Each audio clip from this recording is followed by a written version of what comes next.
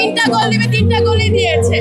বলছি যে কেবল ভার্দে খারাপ খেলেনি, খুব টেনশনে ফেলে দিয়েছিল, কিন্তু শেষ ভালো যার সব ভালো তার। ফাইনালি আমাদের মানে আর্জেন্টিনা আলবি সেলেস্টেরাই শেষ পর্যন্ত জয়ী হয়েছে। আজকে হেরে যাওয়ার মতন আমি চিন্তা করিনি, কিন্তু মানে তারা যে যত ভালো ডিফেন্ড করছিল, মানে লিটারালি আমি খুব টেনশনে পড়ে গিয়েছিলাম।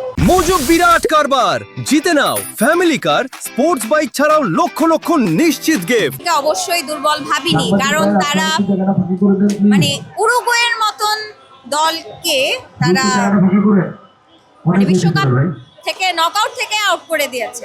তো সেই জায়গা থেকে আসলে তাদেরকে আমরা মোটেও নর্মাল কোনো দল মনে করিনি বা ছোট কোনো দল মনে করিনি, তারা যথেষ্ট স্ট্রং ছিল। অ্যান্ড ব্রাজিল ফ্যানরা তো আমাদেরকে সেটা নিয়েই ভেঙাচ্ছিল যে হ্যাঁ শক্তিশালী দল, মহাশক্তিশালী পরাক্রমশালী দল।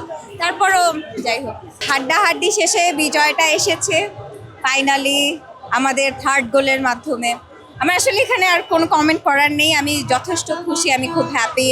আমি খুব ভয় পেয়ে গিয়েছিলাম যে আজকেই না আর্জেন্টিনার শেষ দিন হয়, কিন্তু ফাইনালি না সব ভালো হয়েছে। না, দলটা মোটেও আপনি এমন একটা দল বলবেন না, এটা যথেষ্ট স্ট্রং একটা দল ছিল। এবারে বিশ্বকাপে ওরা খুবই ভালো খেলেছে, কারণ তারা কিন্তু তাদের গ্রুপের রানার্স আপ, তাদেরকে আসলে দুর্বল টিম ভাবারও কোনো কারণ নেই।